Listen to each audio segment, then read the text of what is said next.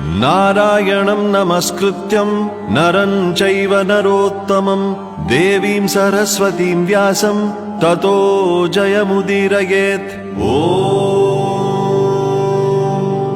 अथ सकल सौभाग्यदायक श्री विष्णु सहस्रनाम स्तोत्रम्। शुक्लांबरधरं विष्णुं शशिवर्णं चतुर्भुजं प्रसन्नवदनं ध्यायेत् सर्वविघ्नोपशान्तये।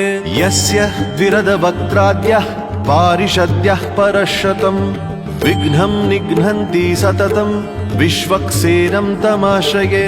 व्यासं वसिष्ठनप्तारं शक्तेः पौत्रमकल्मषं पराशरात्मजं वन्दे शुकतातं तपोनिधिं। व्यासाय विष्णुरूपाय व्यासरूपाय